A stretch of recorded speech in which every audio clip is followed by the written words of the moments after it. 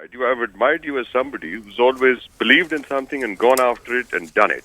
Whatever you've stood for and whatever you've got your conviction from, you just put it into action and you get results. Now, I don't quite understand. I mean, you introduced the show as something about the capital.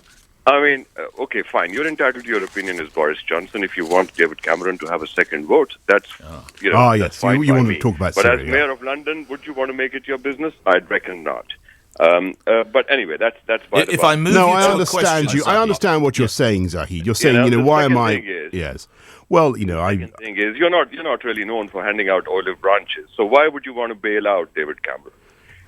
I think the issue that we're talking about, Zahid, is one that's of great interest to, I think, most of all of our listeners, and that is, what on earth do we do about this nightmare in Syria, where you've got a guy who has used chemical weapons against hundreds, possibly more than 1,000 people, according to the Americans, have died, and I've been very, very hostile and sceptical about British involvement in Syria. We all remember what happened in Iraq. But Zahid, if you see someone gassing innocent civilians, that is a chilling memory for people in Europe of what happened in the 1930s and 40s and of the cost of doing nothing. And I totally agree with you. If there is, so what I've said is that if it can be proved that it really was the Assad regime that was responsible, and there's more proof coming in, there's more evidence still coming in, and if the Americans, who after all are the only real power that can, has the men and the materiel to deliver any kind of retribution, if the Americans can come up with a plan that is coherent, that is limited, that is punitive in some way, but doesn't actually engage the West in some long-term commitment in a Syrian conflict, then I think there is a case for Britain looking again at whether or not we should participate. That's my view. Zahid? But I would have expected you to do something very different, Boris. If you had been at David Cameron's place, I would have expected you to say, this is wrong, we've got incontrovertible evidence, we're going in there.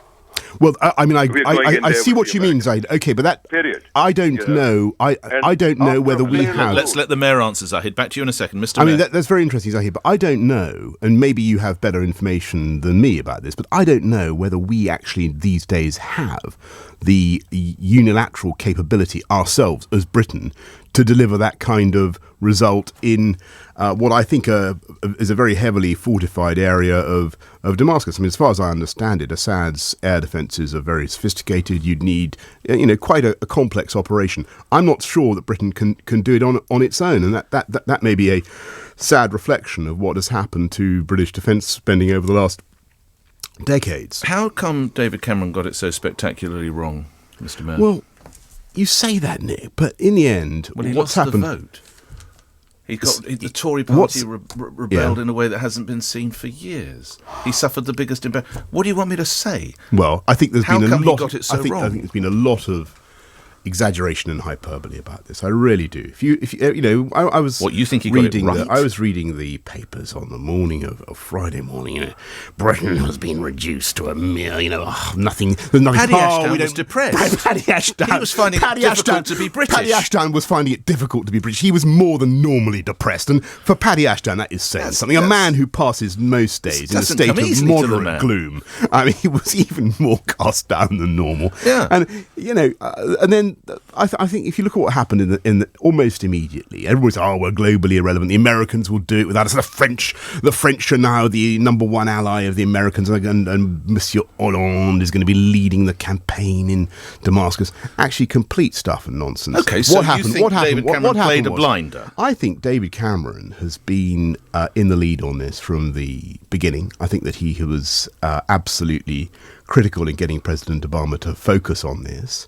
And I think as soon as it became clear that the British Parliament had reservations, the importance of the British Parliament was underscored by the decision of Barack Obama immediately to reverse ferret, as we say, to say, we're going to put it to Congress and to have a longer period of examination and reflection. And I think many people in this country will think that is the right way forward. Let's look at the evidence in more detail. Let's see if we can come up with a a really coherent and a new thought motion out, before Parliament. a thought out approach. Well, this is what you wrote on yesterday's column.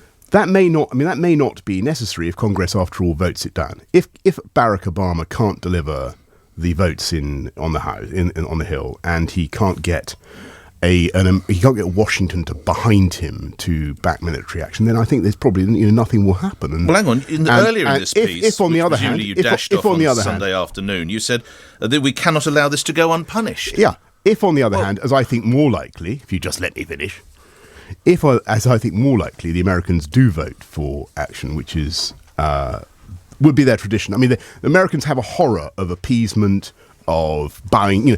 The one British politician Americans all say was a loser is Neville Chamberlain. The idea of not standing up to dictators and tyrants they find abhorrent. So I think they will vote for action.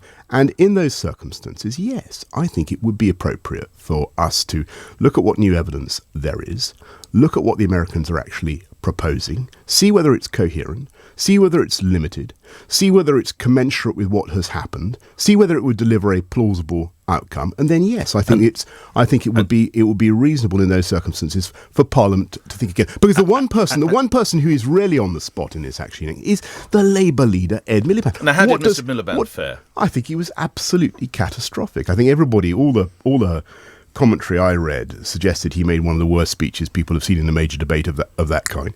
It was not at all clear what his personal position was. I mean, this guy has had days to think about it.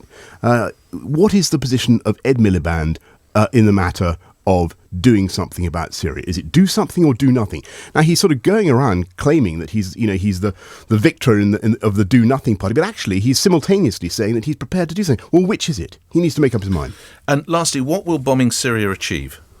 Well, it depends what you mean, and it depends what the mission is, and it depends what the plan is. But what it will achieve is it will show that in the end, when a tyrant decides to use unlawful weapons, gas, to murder innocent civilians, we will not stand idly by. And that is something I think that is very important.